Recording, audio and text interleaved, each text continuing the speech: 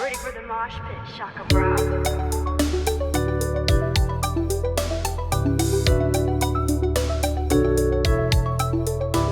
What's up, everyone? Welcome back to StrangeCast Playing One vs. Life is Strange Fan Podcast. It's episode 133, Side B. I am one of your co-hosts, Adnan and Riaz. My co-host, Adam Evalt, is here. Evalt, you are here. I'm here, and I have my sparkly poo with a smiley face, or a kissy face, actually. So, in 132 episodes, that's the weirdest introduction I've ever seen. I keep a straight face. I was like, what the hell? Yeah, it's my sparkly poo. Yeah. Why? What is that? Why have you got that? Actually, I'm pretty sure that Cliff's wife gave this to me she was at an expo. She was selling her stuff, and she's like, "Do you want this sparkly poo?" And I was like, "Yeah, sure." So, Lauren is her name. She also streams. Lauren Blinsky. So, yeah, go check her out.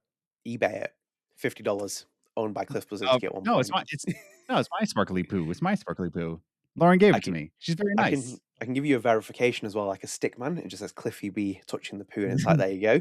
There's $50 for you. Like, I got a keychain from her. It's like a little cover of Halo, so it's nice. There you go. So yes, we're back, guys. I hope you are looking forward to this second part of our Patreon episode. Before we start, if you are new here, please do consider dropping subscribe on the channel. Turn notifications, like the video, share your friends. We're almost at 2,300 subscribers, so you can help us get there. That would be amazing. And StrangeCast available on all podcast services, so check us out on Spotify with the video version, Apple Podcasts. Go and check us out there. Go and rate us and go and download us. You help boost our visibility. We have over 350 followers on Spotify. We have over 50 ratings on Spotify.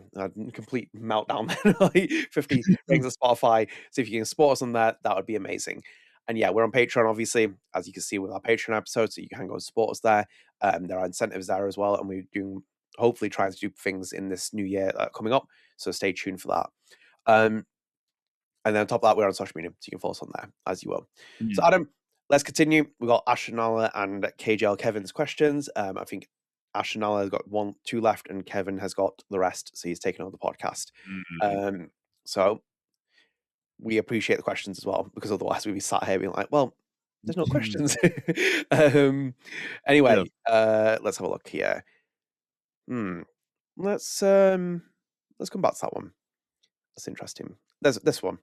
So this is from Ashlyn Nala. What are your thoughts on the phone mechanics they use? I know, I like how simple it was on the first Life is Strange, but I wasn't a fan of much it was using DE. I kind of felt annoyed with the constant notifications and the FB Insta page we had to use. I don't even get many notifications in real life. Lol. Do you think it'll be the same in Reunion? Well, Ashlyn, sounds like you need to have more friends to give you notifications. So sorry, you're friendless, Ashlyn. It's all a life of being either. Don't play that game. I wish I got less notifications, dude. Honestly. Oh, Mr. Popular. Oh, he's getting notifications from everyone. No, he doesn't, guys. Just ignore him. He has no friends except for me. And if he does have a friend, it's going to be game over. Every time. I think you said it on this show. So I was like, yeah, I was talking to my friend. You're like, you have other friends. Pop up. But no, when I got all the notifications, I'm like, man, this is like real life. I hate this. So this is the biggest problem with now, again, not to say that games didn't also market to millennials back in the day, because like Life is Strange was so millennial coded, like absolutely millennial coded, from the soundtrack to the emojis, like everything. It was so millennial coded. I feel like Double Exposure was so Gen Z coded in the way like you're going on your phone a lot, you get a lot of notifications. It's very much a phone based life. Outside of everything else, like there's no iPods or anything like that. It is just your phone. And the Facebook Insta page that we had to use, like that was also stupid. But again, like I think it is very much like towards that generation. Well, but when I say this, to finish my point here, to say this, I'm not trying to say that like, oh yeah, it is exactly what Gen Z goes through. This is just very much marketed to Gen Z, what other people think Gen Z goes through, in the same way that where they got to millennials, like this is what millennials really think. avocado toast. I remember there's one commercial where it's like, oh, let me get an avocado toast, but without the avocado, like, so just toast. And it's just like, ha ha, ha, we like avocado toast. I love avocado toast. Fight me. Anyways, you were saying? No, it's like that TikTok line from Vin Lang. That's why it's like that. It's Yeah. like, oh my god, it's like, Yeah. That's what I mean, dude. It's just like, it's not like what Gen Z actually goes through, but it's going to be marketed towards Gen Z be in a way of like, this is what Gen Z must think. They must think TikTok influencer. They must think your phone's going off all the time. You know what I mean? In the same way, it was just as annoying when it marketed to millennials. You know what I mean? Yeah, I think it becomes too disruptive as well because you see like tons of notifications pop up in the D corner. It's like there's another story being told in there. I mean, they relegated Alderman's story to the to the phone. Most people missed that. You didn't follow Yeah, that. I exactly. think that's the only time I was opening the phone because I was like, "Where has this dude gone?" It's like, I want to figure this out. And it's like Yeah, Moses tells this really cryptic story. I was like, "Oh, well, that was interesting." Like you wrote him out the story that way. yeah, I'm like, anyway, no, it's see, the thing is though as well, like they obviously had more plans for the phone and doing things because like even there's that interview with Aisha Farah where she was talking about the entanglement mechanic and it was going to be used on the phone. Do you know when Vin Lang has his phone, you're trying to get a hold of it in the lib it's what during the library exchanges with like Diamond and the other people. It's like when you meet Vin Lang early in the game. Like she was saying like yeah, they're going to use the entanglement mechanic on the phone and it's going to be like you could try and access things. So it seems like it was part of a quote unquote bigger universal kind of things. For me, it just becomes across as really like just relegated side stuff. It's like when Chloe was in there, it's like she doesn't have a profile picture and stuff, and it's like I'm like, why am I looking in here? Like, who's gonna pop up in here? It's like who cares? Like, I'm like, who cares about some of the stuff that's happening in here? So I don't really care yeah, to be honest. It's like I found it more endearing going into Max's journal in the beginning of the first Life is Strangers, like in the first 5 episodes, and you go in it and she'd tell you her things and give her accounts and stuff. That's more interesting.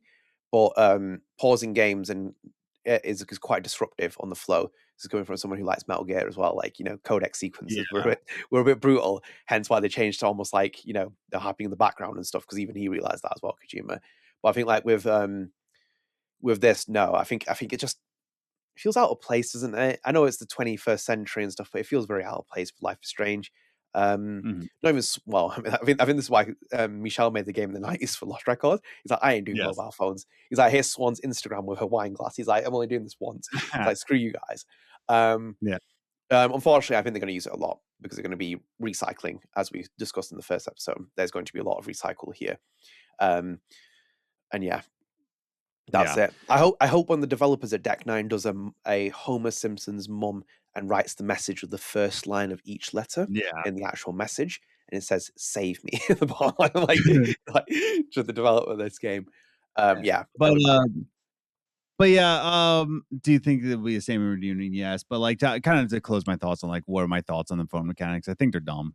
But yeah, like again, it's very much they're trying their best, and by they I mean Square Enix is going like trying to implement things like, well, you got to market it to Gen Z. yeah. Well, you got to market it in that way. I see it all the time in commercials now. Like commercials now are Oh just yes, so trying their best to be like understand what Gen Z is. I saw a TurboTax commercial where they're just like very much like they're on the couch, but they're stylistic and they're singing about doing your taxes on like this is because Gen Z is now old enough to do their taxes. And it's just like, oh man, it's just painful to watch, dude. you Because know now what? Gen Z is yeah.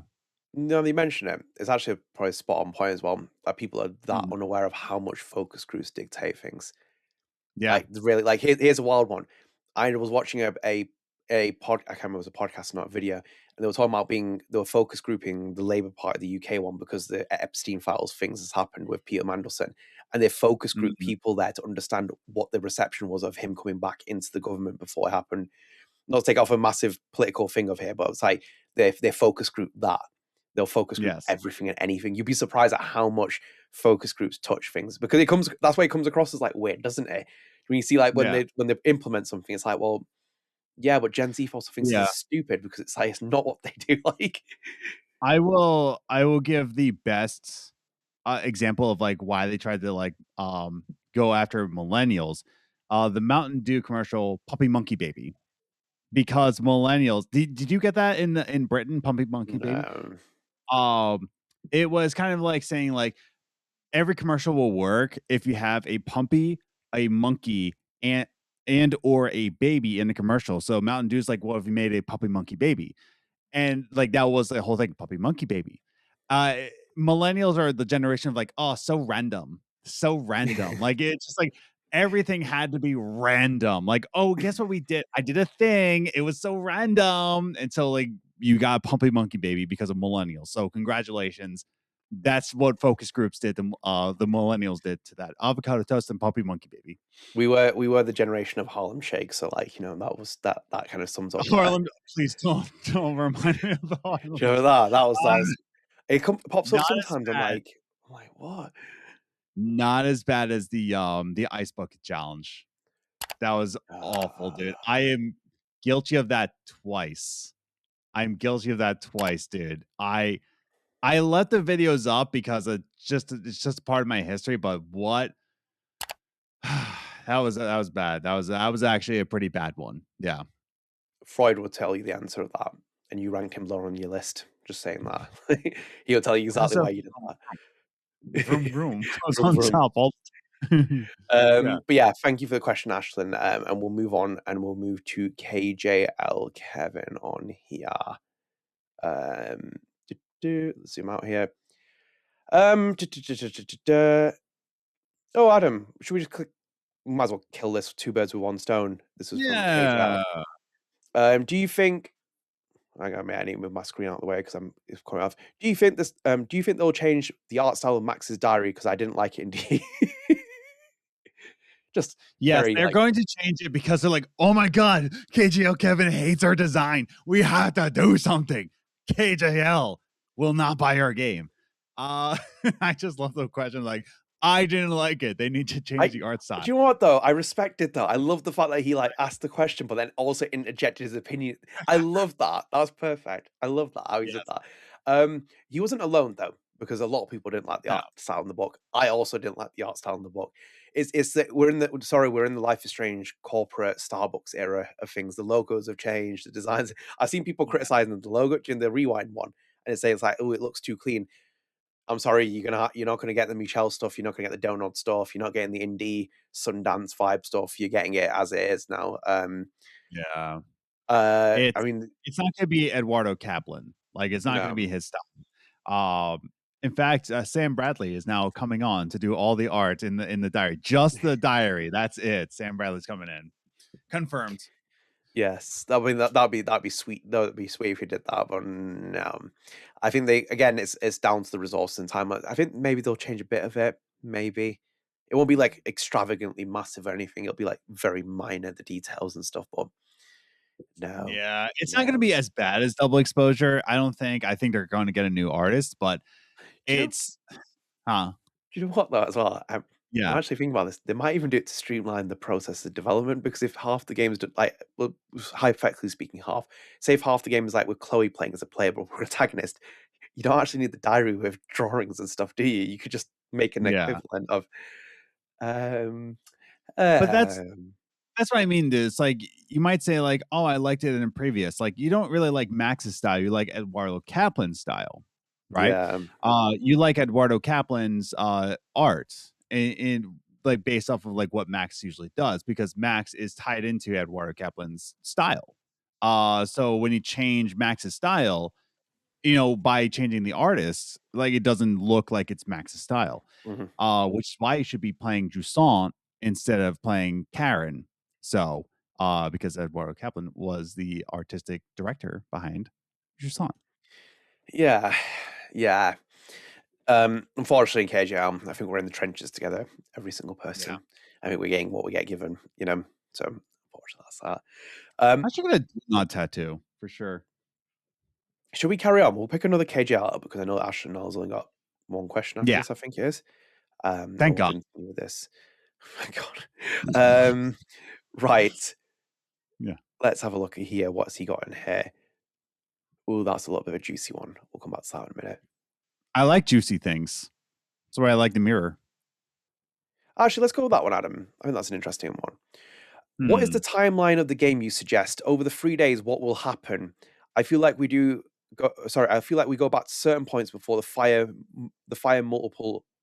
Sorry, before the fire multiply times to explore. Sorry, multiple times. My God, before the fire multiple times to explore different paths and characters in the build up to the fire explosion. I think what's going to happen, though, is that they're like, oh my God, Austria is on fire. Oh no, it burned to a crisp. There's no more You Austria. leave Austria alone. They've already had enough as it is. We've established as Kevin's question had Adolf Hitler in it. It's like we lost Franz Ferdinand You're over right. 100 years I ago. hope that actually happens in the United States. Oh no, the United States is burnt to a crisp. We all have to move to Canada. Oh no, we all have to move. Darn it. Get universal health care. Is it confirmed that it is 3 days? Is that what they said in the press release? I don't know if it says in the press release. It says they say it in the live stream that she goes back 3 days when she jumps back into the Polaroid. Yeah. Okay. Yeah. Okay. Whilst you do that. Once you said that, yeah, you're right. What's going to happen in the timeline? So I feel like we go back to a certain point before the fire multiple times to explore different paths and characters and build up a fire explosion.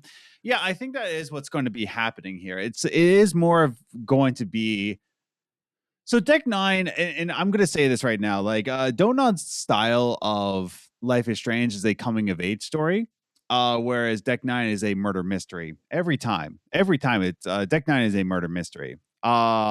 And I say that with like full confidence because you can say that Life is Strange is a murder mystery, like Where's Rachel, but it is a coming of age story, right? Of like Max and Chloe coming of age and finding out things as they grow. It is 3 days? Cool. Yes. But with Deck 9, if you look at Before the Storm, right?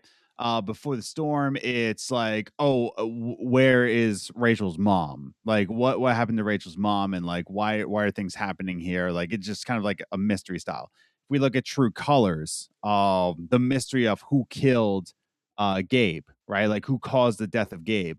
We're looking at Double Exposure, of course, like that being a murder mystery, essentially, right? Of Safi.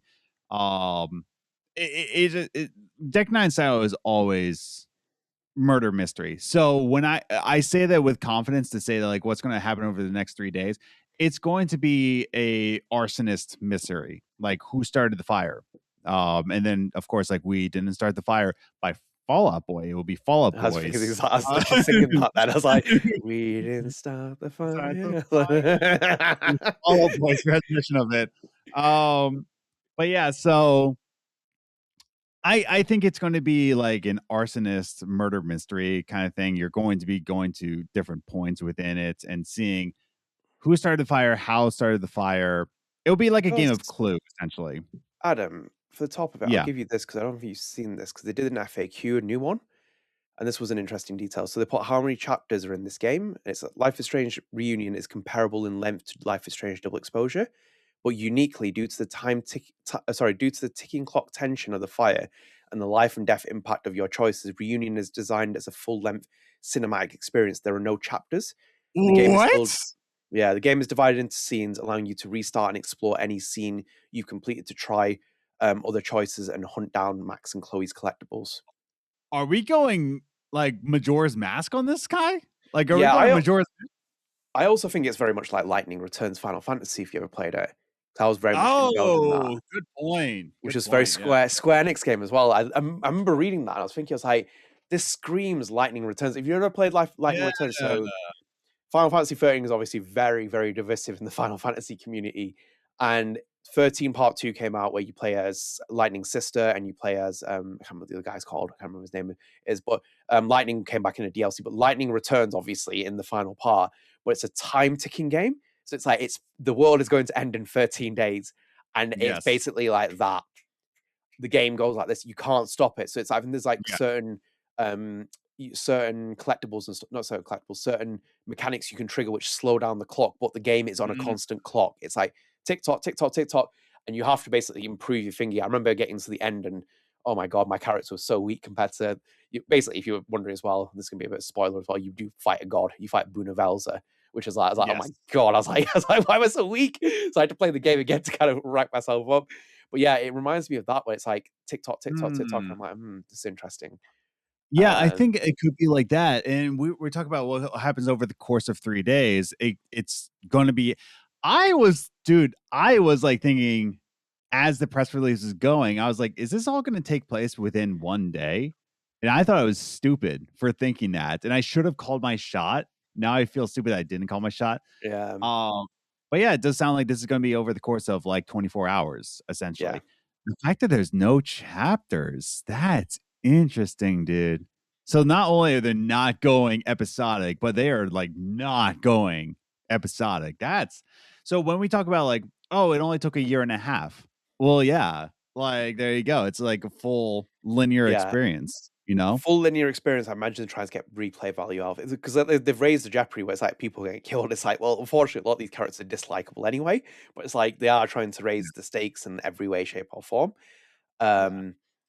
Yeah, I think it's going to be an interesting experience the way that they're doing it. I think that, again, the backs are up against the wall and trying to get this game out as it is.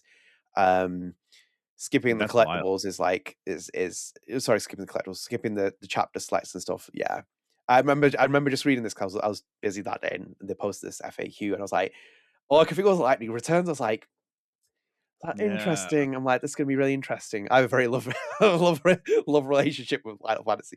That was my first Final Fantasy game, and people despised Final Fantasy 13. I really love Final Fantasy 13. It's such a special game for me. But yeah, it's gonna be something else. Like, it's gonna be like that. Yeah, and they're gonna like move forward, and it's gonna be like live. It might actually add something to the game compared to previous entries, where actually someone's like, burning alive, like Vinlang's on fire. Help me! It's like, okay, Vin. yeah. It's like, Yeah. you look at the choice at the end. 99% let Vinlang get put on fire. It's like, yeah, that's basically it. Yeah. So there you go. I think it's just gonna be like Lightning Returns / Majora's Mask. It's gonna be a roguelike. Like it's gonna be a roguelike Life is Strange. There you go. Yeah, I think they're going to let you do that where it's like there's multiple paths and it can take different ways in the game. It ultimately ends at the end part. I would expect them to freeze Max's time power at that point as well, because it's like point of no return, isn't it? It's like we can't let them keep rewinding at this end section. Do you know what would actually be interesting though with that final set piece that they do, Until Dawn style? Do you know where it ends the game? Yeah. And it's like it shows you like who died, and all that, and it shows you you should have ordered Burger King at this point in time. Yeah. But yeah, But even so, more like during the final set piece of Until Dawn, when in the house, and it's like how it sets up. It's like, I think that's a good way of like kind of setting it up. It's like the stakes are here, not actual stakes, but the stakes are here, and you kind of like go forward with that. Yeah, it'll be interesting. It's probably one of the more better options. Might as well set the town on blaze whilst you're going from there. So yeah, that's that. But Adam, should we go to Ashlyn Nala's final question now? Yeah, let's do this. Which was, I know we got that one. We got that one, didn't we? Yeah. Here it is. There you go. So Ashlyn Nala put. Also, do you think it's a Also, do you think it's a possibility that they may make a more open world type Life is Strange game in the future? Maybe there can be major types of consequences for different interactions you have to go through the game. Maybe not Skyrim big, but more places to go freely. More places to freely go than be centrally located somewhere. So what you're talking about, Ashlyn, is more of like a hub area. Like you're not really talking about open world. You're talking more like hub areas. And I think we just answered that question just right here and right now. There are no chapters. You are exploring Caledon. I think Caledon is going to be the most open world hub area that a Life is Strange can be. And I think that's when you say like, are they going to do that in the future? I think this is what you're going to be asking for. Is a hub worlds, open world, like open area, Life is Strange. So, yeah, I think you're going to get it in Reunion for sure. I think it means in the future. I think she means in the future, like in general. It says like, but that's what I mean though. Like I think she is on the assumption like Guy was, that this had chapters and I think you don't even have to look in the future. I think this is what's happening right now. So even what for a future Life is Strange game? But my point is, it's happening right now. Yeah. Like, are they making more open worlds, right? Like, I No. think that's what's happening right now. To answer your question, is it going to happen in the future? I don't know if there's going to be a future of Life is Strange. Like, let's say the question here, right now. I don't know if there is a future of Life is Strange after Reunion. So, like, you're talking about an open world game in the future. I don't know if there's going to be a StrangeCast in the future. Who knows? Michelle, get that Netflix game out and save the lights. Turn the lights on. Keep the lights on this podcast. Because that's a real You're dilemma. right. It's like I think this franchise is going to be on ice for a long while after Reunion. With this is the biggest you're going to see in terms of scope for now as well, and even probably for the future as well. Like even Haven Springs was a smaller version compared to this. They went full scale with Caledon in terms of making it bigger size and stuff, like the main hub and area, because you can actually explore it inside and you can go outside of it and stuff. They're not going to put more money towards it. These games cost too much money. Yeah. This is the thing, that this is a big thing with game development. Game development cost has gone through the roof at this point. They can't make it without sustained things. The only way they're going to do it is if they put advertisements in it, where you see a Netflix billboard, and also if there's microtransactions in it. There's no way they can afford making games like this anymore. So it's like, what you've got here is what you've got. What's that? Make Chloe do the floss. Exactly. That's it. That's what you get. That's what's getting money. Look at the Simpsons church. Mr. Burns bought it and they put sponsors in it because they needed it. Ned Flanders lost faith with things. It's like, you can't be. This is where we're at. We're at peak.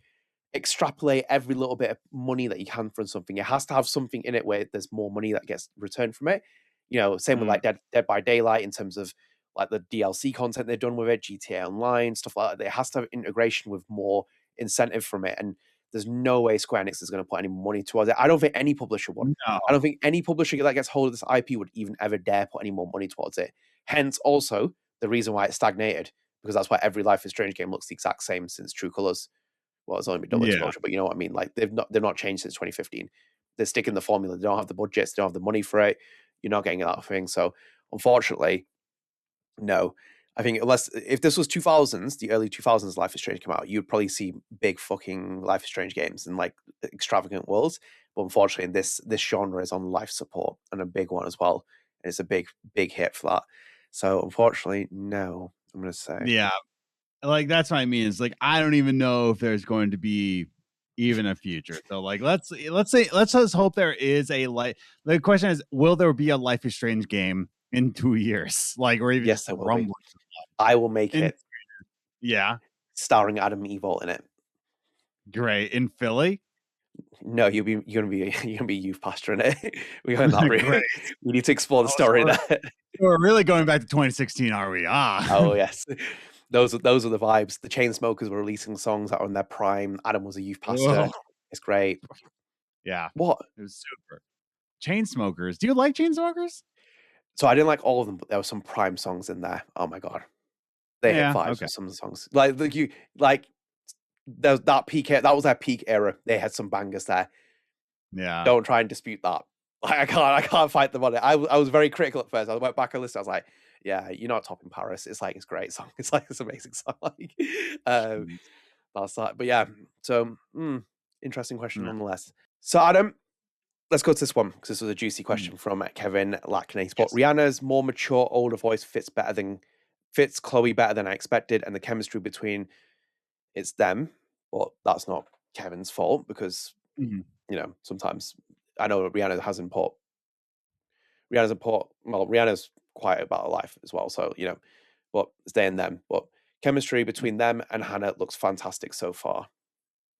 Yeah, and that's what I mean, dude. It's like of course it looks fine, you know, because again, we're talking about two people who are familiar within the roles. We have, of course, Hannah Tell, who has already played Max, right, multiple times at this point, and we have Rihanna, who is the Deck 9 version of Chloe, and this is a Deck 9 version of Chloe. We're talking about we are talking about the back talk Chloe. We're not talking the rocker punk Chloe. We're talking about the back talk Chloe. So when we talk about this, it's just like, yeah, it is a little bit weird that it's not Hannah and Ashley Birch Yeah. for sure. But it's not like we're having two new people playing these roles. Like these are familiar and professional actresses who are reprising roles that they've already done. So it is. I think it'll be. I think it'll be fine. Will it be the perfect Max and Chloe the reunion? No, but I think from what we have, I think it's fine. You know? Yeah, I think the thinking people, I think the people are really going to struggle to get kind of like separate is Hannah and it's Rhianna, because you basically spent the entire first game with Ashley Birch as Chloe and you had Hannah as Max, and it's very difficult to kind of replace that. It always has that kind of like weird, not weird. Let me put it that way. It always has that experimental effect that you try and do, and sometimes it does work out, and then other times it doesn't. Like when Christian Bale in Batman changes with his love interest. I think it's who was it now? Was it? It's Tom Cruise's former ex-wife, who's the character. Is it Rachel? Oh. It's Rachel, and they changed the actors. It's character Rachel play. They changed the actor in The Dark Knight, and they changed it in Katie Holmes too. Kate Holmes. That's one. Yes. So like that's what I mean. Like it might work, it might not work.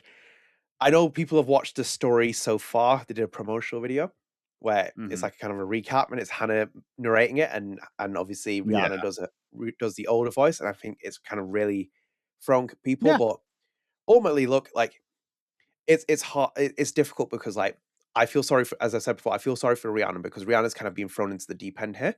Rihanna has to do what is going to be here. If Rihanna doesn't take the role, someone else takes it. This is the life and soul of the industry. If Hannah Tell doesn't take a paycheck and do Max Caulfield, they'll replace her. That's as simple as that.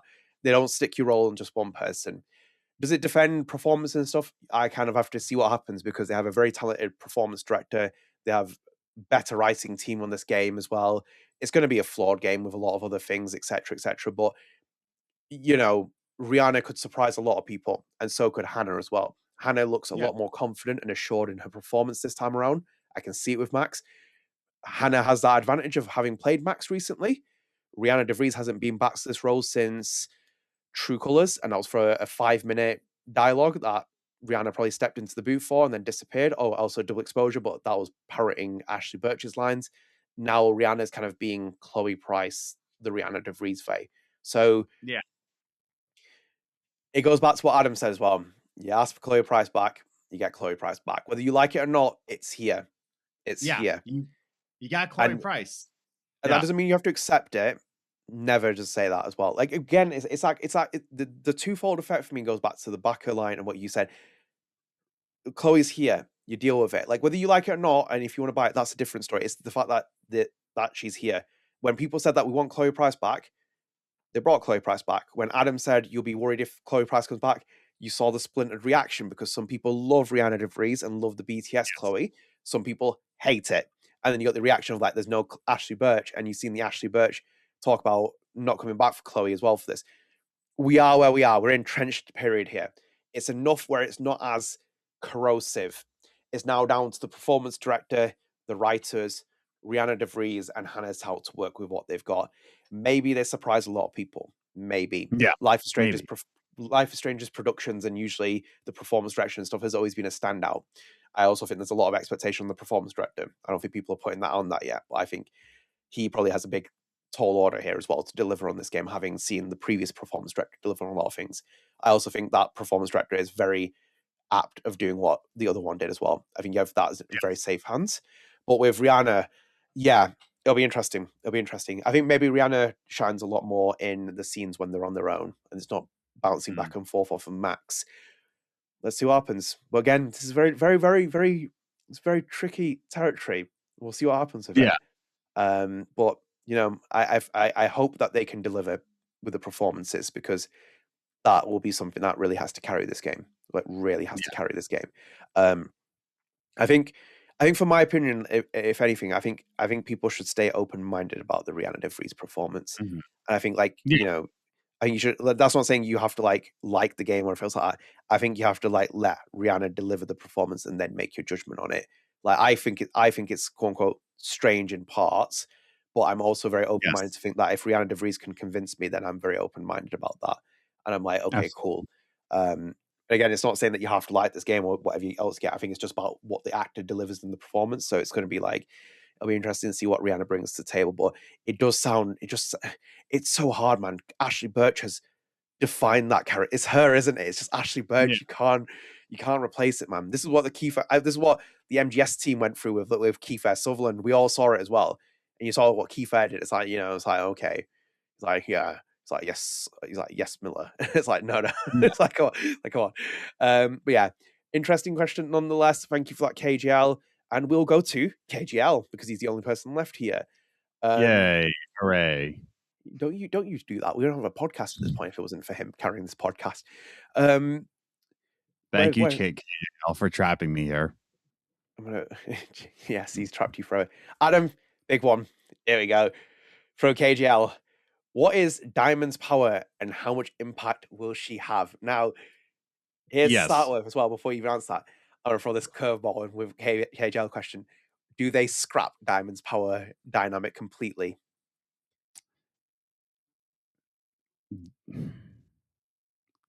Both questions are good because I was thrown off by KJL. So I was like, I don't know. And then yours, I wouldn't be shocked if they just said like, yeah, Diamond's gone.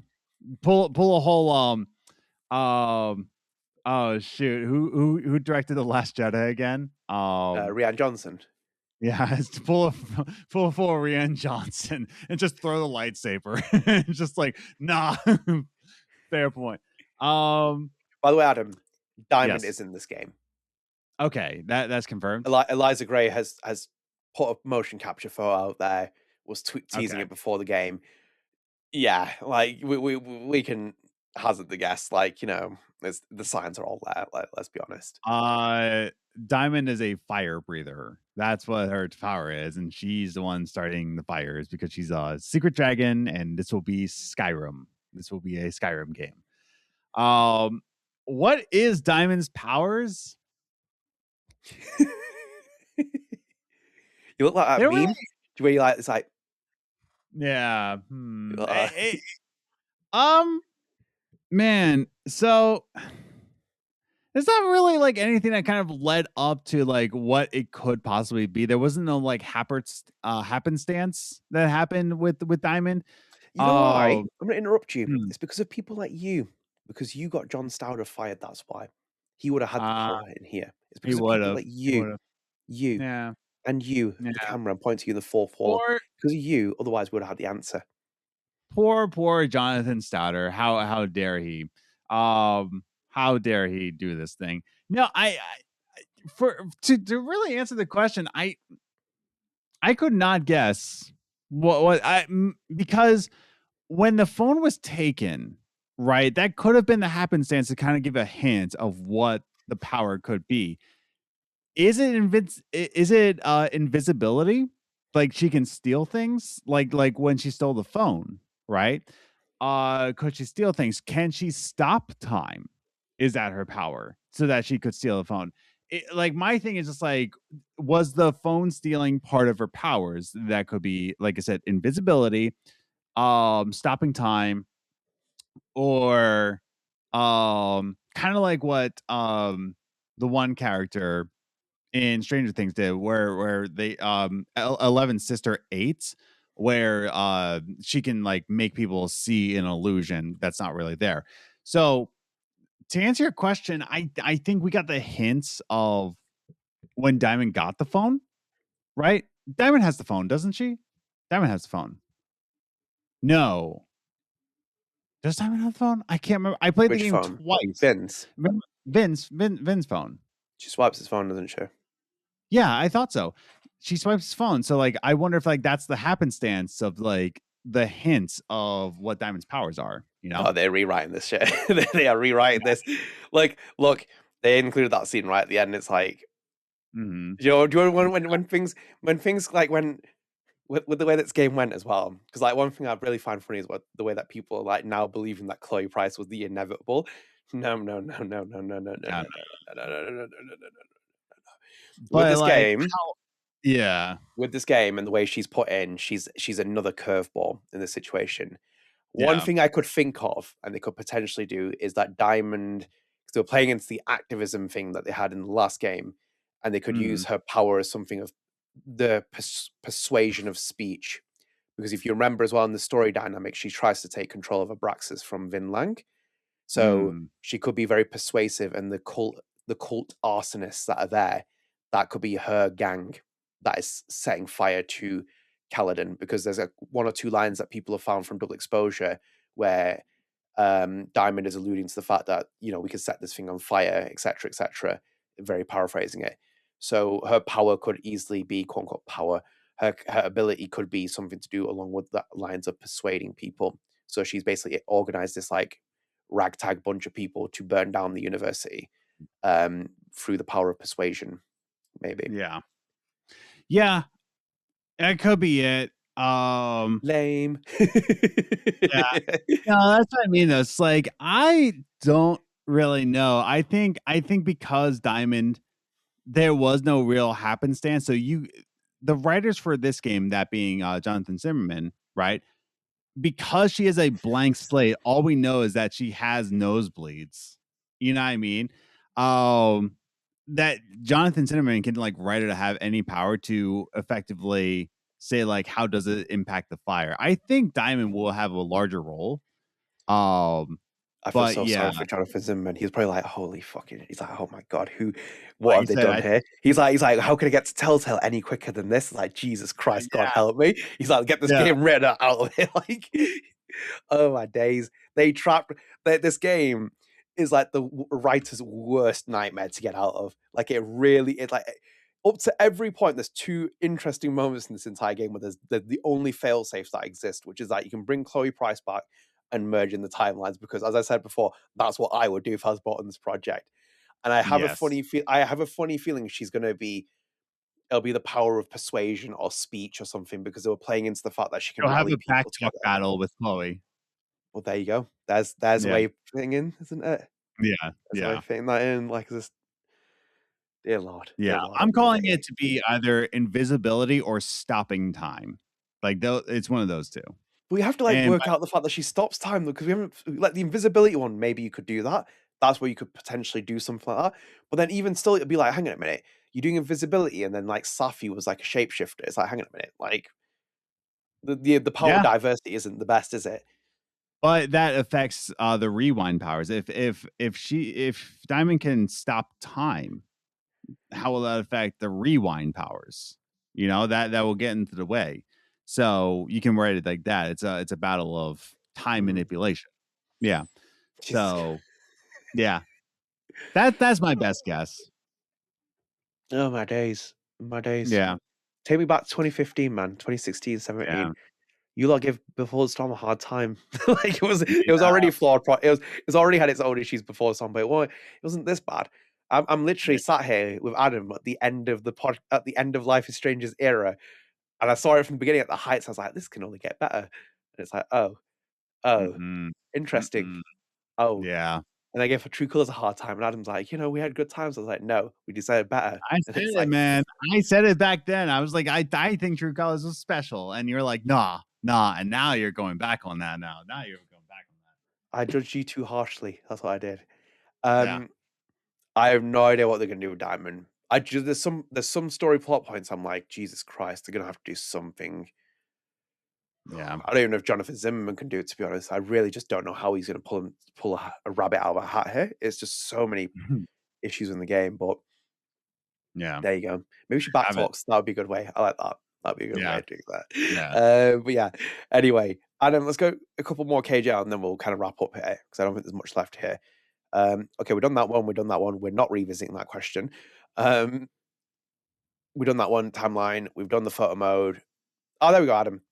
Compare your excitement. This is from KJ Kevin. Compare your excitement, concerns, and knowledge regarding DE and Reunion at the 1.5 month point prior to their launches.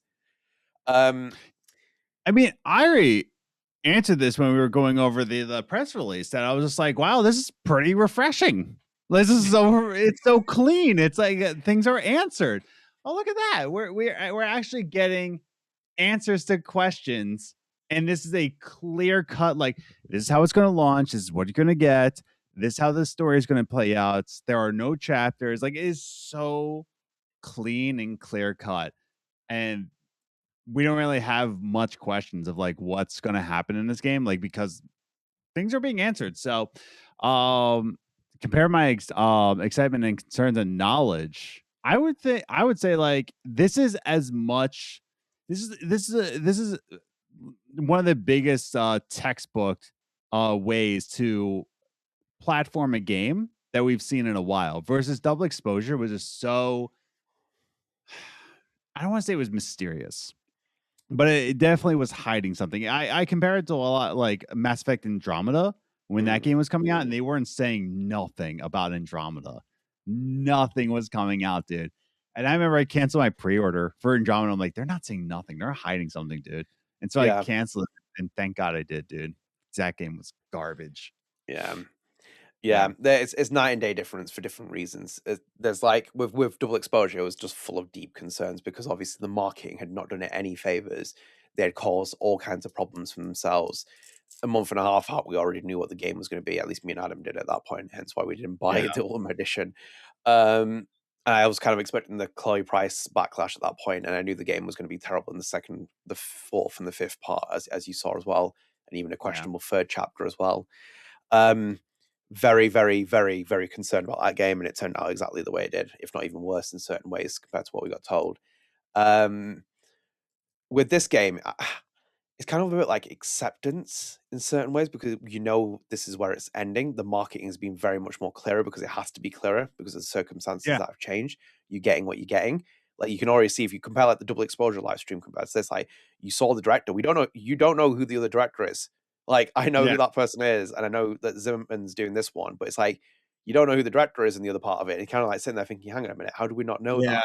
Like you saw Felice and John Stauder at the other stream, you know, when they did that. It's like you had an identity with it. This was just Rhianna and Hannah being filmed there and talking about things. They are truly going down the price field pivoting route of like, you know, full on marketing, that kind of thing. There's going to be no major events and stuff like in terms of where they can put it. We're a month and a bit out from the game coming out. You're just going to keep getting little trinkets. Most of the Square Enix team has been laid off, if not all of them. They're just barring a couple that are doing things and revealing things. The only thing that I have is that the fact that the Expanse team is more at the helm of this game more than anything else. I think that's the only thing that I have where they are a much better development team than the Life is Strange development team that was on it from the creative side at least. And then knowledge wise, well, it'll be interesting to see what happens. More things will keep paying out of the picture, but there's a lot going on there. There's a lot. It's not hard to kind of say at the minute. Maybe revisit this question a little bit closer to the time, but I think it's just you know what you're getting now. And it's like they are really peeling back the layers of trying to hide anything cryptic. It's like the collector's edition sold out. It's like they want people to buy it. And I said as well, like I think if anything that makes good costs on this and good margins, it can even help make up for some of the mistakes of DU, just covering expenditure that was lost there in certain places. So yeah, I think it's all quite interesting to see how this all plays out. It's a night and day difference, though. Absolutely. Yeah. They have to be. They can't. Like look, the last ace in the hole was Chloe Price, and they played it. You've got it, and it's like now you're kind of, and it's now it's in the field. And it's like we have to kind of like deal with how that plays out. Like this was the only lifeline that made this anywhere near palatable for people. If they'd gone the direction they were going in, not a chance. No way. Chloe Price had to come back. It was the only way that they could do this. Or it'll be interesting to see how they play this out. They need to land the game more than anything else. That's my only concern. And landing this game is not easy. Look, Adam, I've said this as well about Final Choice. Don't make it anything big. Don't do Bay and Bay. Just make it soft, corny, and cheesy. Do you know what? Here it is. Do it like Return of the Jedi. I want to see C-3PO dancing with Ewoks. I want to see Luke leaning on the wall, looking and be like, Force Ghost William, Force Ghost Thingy. Yes. No, he's actually probably like, you know, merging timelines, but the Force Ghost Rachel Amber, and you just see like Max and Chloe like nodding. That's it. That's all I want to see at this point. Just land the plane. Make it corny and cheesy because people will eat it up. Even people on Return of the Jedi now, you Return of the Jedi haters, look what you got afterwards when you threw George Lucas off the series. Now you Yes. apologize to that man. That man took so much heat from people because he brought midichlorians in, and Clone Wars is better than any of those other 3 films that they developed after the six film. So just land the game, Deck 9. That's all I'm asking for. Just make it really, really freaking corny and just do it like that. That's all they need to do. Like, look, as I said, I have a lot of concerns with this game because of the development time frame. And I think it's going to be an inherently flawed game. A day 1 patch doesn't mean the end of the world because like most games do them anyway now. But I think the development time frame has been way, way too short. It's going to be a flawed game with a lot of issues. But I think with the development team that'll be working on it, I think there'll be love that'll be put into it, or attempted love to kind of try and appease as much as possible, and then we sign off there. But yeah, we're in a thingy. I've seen the reaction, Adam. I've just been watching the reaction of this game compared to the previous one, and you can see that people are conflicted because, like, a lot of people are just open minded now. It's like, well, you kind of have to because they've thrown the kitchen sink, haven't they? You'd be critical of it, you'd be concerned about it. I have a lot of concerns and other things, but you kind of sit there thinking, like, well, like we're kind of here at this point. Yeah, but that's pretty much it. Just it's super clear at this point. It's super clear. Yeah, it's super clear and it's super serial, as Al Gore would say as well. Yes. So let's go on here. Have we done all the questions? I think we've done all the questions. Did we do all the questions? I think we have. Yeah. That is a first. Look at us go. Wow. I never knew that. Yeah. There we go. So thank you so much for your questions. We'll wrap up there, which is quite nice. Yeah, crazy. So yeah, thank you for the questions. Obviously, there'll be another Patreon incentive later this month, so stay tuned. That will be the one that goes into the launch period of the launch month of Reunion. So you'll have opportunities to answer, put any questions there or topics or anything, and we will cover that there. So Adam, should we go into comments of the podcast before we get wrapped up here? Yeah, let's do it. So our first comment, Adam, is from Phantom Wheeler 81. It says, I still think it's crazy and kind of messed up they didn't even invite Ashley Birch to come back to voice Chloe. So for you, Eurogamer did an interview with Ashley Birch, and she confirmed that she had you saw this post, didn't you? I saw the Eurogamer. Yeah, that's more or less relating to that too. So she didn't know. Michelle didn't know either. That was on Reddit. By the way, that was on Reddit's front page as well. My tweet was on there because Michelle was replying to it, and it's like, why is this a topic? Why are they going to invite Michelle back? Like, what? Like, this is not going to happen. Like, it's in the same way that like a lot of people like want to say, okay, I'm gonna put it like this. I'm not gonna sugarcoat it. Everybody on the internet thinks that like the video game industry is just so hunky dory with each other, and business bros are just like, yeah, I mean, you created the game, but we own the IP, but it's only fair if we bring you along, even though we're the IP owners. Do you think business people are cool like that? No. Like creative people are cool like that with each other, the collaborations, but like we're talking about the Square Enix, the business. They own the IP of Life is Strange. Do you think they're cool enough to invite Michelle Coe? No. Also, just one more thing as well. Who's to say Don't Nod would agree to it? Like, because like Michelle's a Don't Nod employee. Who's to say Oscar Gilbert's going to be like, yeah, Michelle, whilst you're making this Netflix game and trying to keep our company afloat with things, go off and make Life is Strange and help support the IP that we don't own. Yeah, exactly. Like that doesn't make sense. And that's what I mean. Like, you gotta stop imagining that like every IP owner is like a cool person. They're not, dude. In the same way, like with Gears of War E-Day. I'm not saying this like as a matter of fact, but like Cliff has been pretty open about it, even on social media. Like he has nothing to do with Gears of War anymore. Like Microsoft is not like begging on their hands and knees for like, please, Cliffy, come back. Like he should be, but I'm pretty sure they didn't even tell him that they were putting on PS5. I'm pretty sure like Cliff didn't even know that because I'm just saying this right now that like once a business owns an IP, like they're not cool people. They're not cool. Even look at like just look at any IP that's being bought out by like a big business. Do you think they're cool people? No, not in the least. I don't know, man. Like you just gotta stop thinking that like business bros are gonna be cool with owning an IP. I don't know. Like that's just all you gotta get into your head here.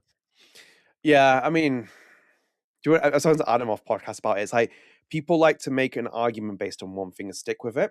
Because it's like when they're like, well, Square Enix doesn't work with union actors and Deck 9 doesn't work with union actors. Literally going to the double exposure credits, Ashlyn Heidemann is part of SAG-AFTRA. So is Rachel Kroll. Actors are part of SAG. They worked with SAG actors. They still work with SAG actors now. Like even Ashlyn is still a SAG-AFTRA actor now as well, and she worked on Reunion as well. They work with SAG actors, and also as well. Let me just say one thing as well. Not all actors join SAG, as I found as well. I've spoken to actors about it before. There's a lot of them choose actively not to join SAG because there's benefits and also cons with SAG as well. Not that people won't work with SAG actors. There are also reasons where actors don't join it. Have you never wondered why actors not part of unions? I have a journalism union. I'm not part of it because I'm like, no.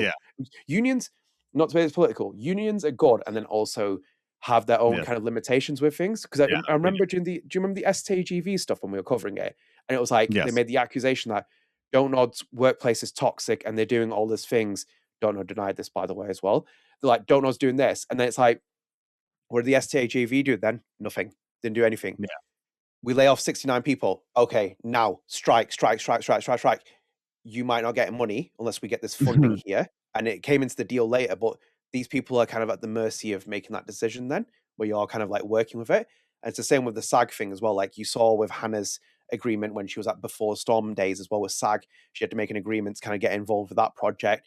There's a lot of things with unions, but it's not because Square Enix hates unions and Deck 9 hates unions. And I just, for me, it's just like, I've seen one or two people where it's like, they said like Zach Garris has said something or Webb said something in a stream. I haven't seen the quotes. I haven't seen the streams. I don't know how they phrased something. They could have said it in a certain kind of way and you've misinterpreted how they're saying it. Maybe they said it exactly where you said it, or maybe they said it in a different kind of tone. They literally work with union actors on this. But Adam, one thing is, I didn't get when people said it about the actors with Deck 9. Why would Deck 9 launch a co-dev service if they hated unions? They didn't hate unions. And also, one thing, I went back and watched one of our interviews as well that we did on this channel. They literally held out for the Expanse, for the player character, to get Kara G on this game, on the Expanse. And Kara G, if you know, is a SAG-AFTRA actor. As soon as Kara G was hooked onto that project, they had to follow SAG protocols. Why would you do that if you hated union? When you get a one-dimensional view, it's like that. And it's like, I'm like, it's not as simple as you think it. I can't debate anymore. It's just when people take one... There are things that are right, some things aren't wrong. But you can't make a sweeping generalization statement for it. It's like saying, well, Square Enix hates unions and stuff. Well, how many actors of Final Fantasy that are part of SAG, for example? Any of them? And they're treating them like Square Enix is an American business. Oh yeah, that's the big thing. Yeah, it's like you're treating like America right now hates unions, but we're not talking about America. We're talking about Japan. I am not familiar with Japan's views on unions. I'm not familiar. I'll tell you that much. But to call Square Enix in the same way they would call out an American business, like, come on, man. Like, come on. So it's fun. Are you Googling what is Japan's views on unions are? I'm just quite interested, actually, to be honest. Japan loves unions. That's how the samurai came to be. Well, I feel like I'm going to be going down a rabbit hole if I look. I might have to do some due diligence on that. And again, it just immediately when people make that comment, it's like they literally had SAG actors on double exposure, because I know actors who wouldn't join SAG, and that's not against SAG or anything else, but it's like there are limitations with joining a union as well from on an acting front as well. They know it as well. I've spoken to them and I found it really interesting, their perspective, because it's like, well, these are the things that you get when you join SAG, and it's like, and these are the things you don't get. And I'm like, oh, that's really interesting. That it's like that's thingy. But the Ashley Birch situation, it would have been nice to ask her. Would she have taken it? That's the other question. Would it have aligned with her schedules? Is she making the next Horizon game? Could she fit it into something? These are all things that can happen. Also, but considering the time crunch and development that they're doing on this game, crunch again in the sense of the limitation time that we have. Who's to say she'll take it on, or they can get her in there? And are they going to like? In itself as well, actually, I'm thinking when Hannah moved to Colorado when they did the motion capture for the first game for the double exposure, she wasn't living in Colorado for this game. Like we are on set and we are filming. Like, you know, they are not putting Ashley Birch up in hotels and like running it for like a 24/7 thingy. Maybe you should have done that for double exposure, but like, you know, hindsight's always a funny thing, isn't it? No, it's I wish Ashley Birch would have come back for it. Unfortunately, Ashley Birch has not come back from it. We are where we are. I wish Yeah. Rhianna DeVries nothing but the best of luck. I hope Rhianna DeVries does well. I have to keep repeating this. I'm not a reunion apologist or double exposure apologist. I'm just giving a very fair Yeah. and neutral view for the time being. When things map out more, I'll give you my full views on things. But yes, Yeah. that's it. But yeah, I love Ashley Birch. I adore her. She's the best thing since sliced bread. So that's that. Anyway, should we go into another comment? Yes. So Adam, we're going to Haruko Okay. Z001. I was just double checking. I was going to say that. Haruko Z001. They said it doesn't make sense that Gwen would not. Sorry, it doesn't make sense. It does make sense that Gwen would not be back.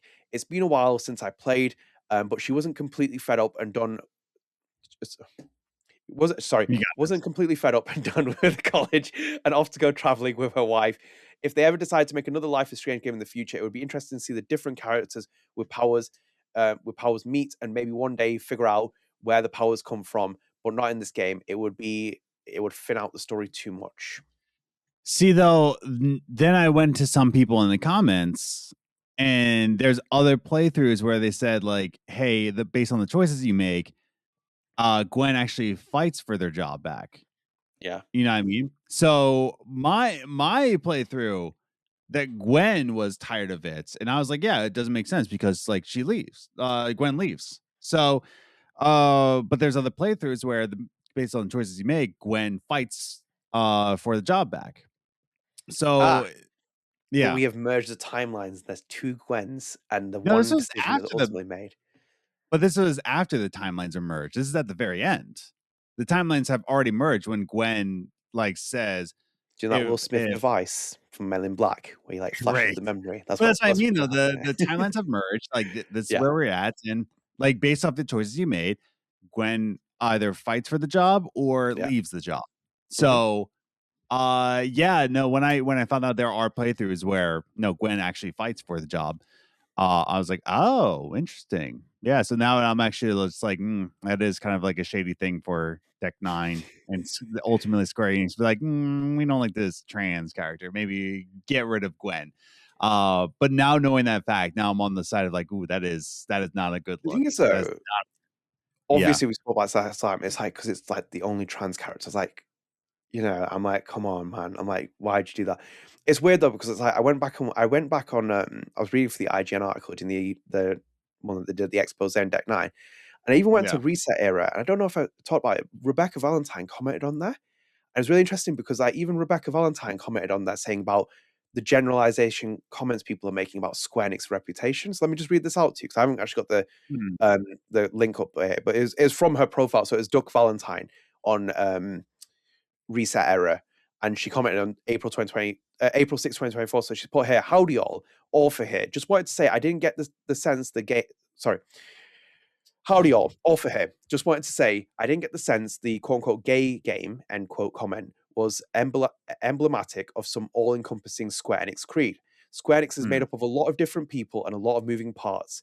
And post True Colors, I've heard a mixture of good and bad stories about working with them on stuff like this. I'm not saying absolve them, but I don't think a massive publisher like Square Enix has some blanket quote unquote do not put gay in games end quote global philosophy or anything. I'd also note this was a relevant but also smaller part of the overall piece. So I feel so here this is the main thing what she says. Like I'd also note that that this was a relevant but also smaller part of the overall piece. So I feel like I feel a little strange seeing it dominate the conversation the way it has. But that's how it goes sometimes. I mean, she just pointed out the point there, which is again, you take one hook and you use it as the narrative crux of it. It's not saying it's not an issue. This is how it is. It's literally blanket treatment. It just goes back to like, ooh, just not a good look. No, it's not. But I've done this in journalism. The amount of times I've read something where someone pulls out a piece and it's like they take it as gospel truth, and it's like you can't just apply that blanket statement. Like she's literally just said that now as a comment. I've just said this as read her comments out in her words. Even she's surprised by it. She shouldn't be surprised because that's how internet reactionary culture works. It's like that blanket statement. They all hate gay people. It's like, did you see the Life is Strange PR team and the way and the people that were involved in it? I'm like, come on, man. I'm like, no, that's not Like that's a very generalized sweeping statement to make. Were there issues there? Perhaps so.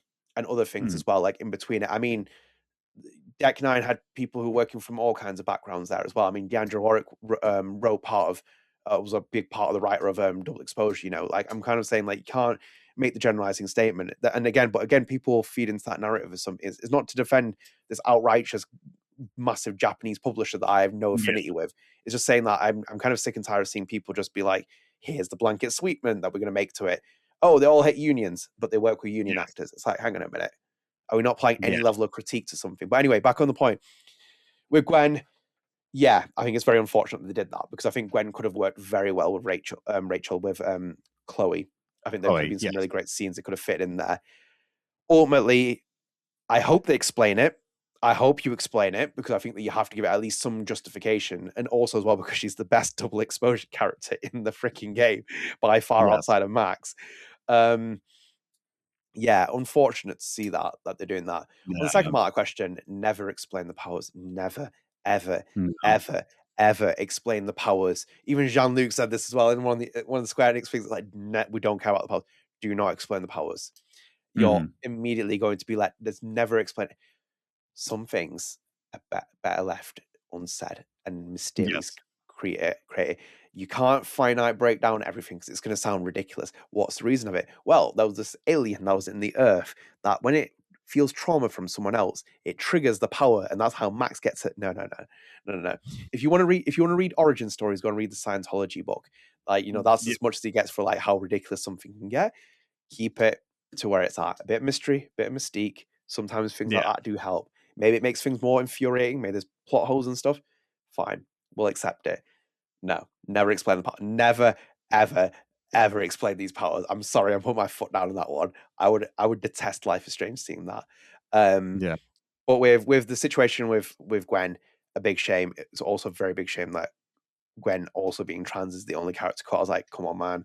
I was like, that's just not really worked out well. But I think again, like you have to go read different opinions and stuff. Like ultimately, developers make these decisions, publishers make these decisions, you know.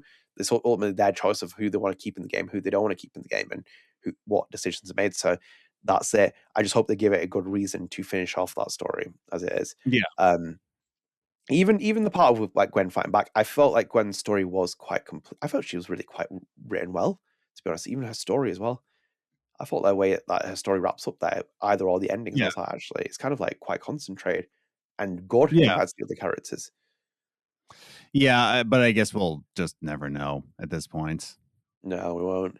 But anyway, that's our comments. So thank you so much for joining us. Let us know your thoughts in the comments. Do you agree with me? Do you hate me? Do you hate Adam? Do you like Sigmund Freud? Whatever you like in your comments, please leave them in the comments and we'll pick out the best two for the next podcast because we are back on schedule. And it's nice to be back as well. Until someone yells at us, then it'll be mean. I'll get KJL Kevin to come and attack you. That's what's going to happen. Anyway, Adam, right, we're going to sign off here. We're not doing Spread the Arts because Adam's on a time crunch. He spent 30 minutes talking about billionaires before we started. So unfortunately, Spread the Arts has just been nixed. So we're going to wrap up here. Apologies about that. But yeah, thank you for joining us. Just a quick shout out to our Patreon users before we leave. So Kevin Lackner, Sunday, Clare McLoughlin, Jake, Carly, Kevin Kestis, Clarx, MrAnselmi, Spunger, The Lost Fan, Paul Groschke, Xavier, Ashlyn Nala, and Katelyn. Thank you so much for your wonderful support on Patreon. It is greatly appreciated. And thank you so much to Ashlyn and Kevin Lackner for supporting the Patreon podcast episode with the questions as well. Feel free to get involved anytime you want. And yes, we will sign off here. So thank you so much for joining us. If you are new here, please do consider dropping subscribe on the channel, turn notifications, like the video, share with your friends. And also StrangeCast is available on all podcast services. Check us out on Spotify with the video version, Apple Podcasts. Go and check us out there, go and rate us, and go and download us. I'm talking at 5 times the speed because Adam needs to go. So it's been a pleasure, guys. Take care. See you later. Bye. Later. Ready for the mosh pit, Shaka Bra.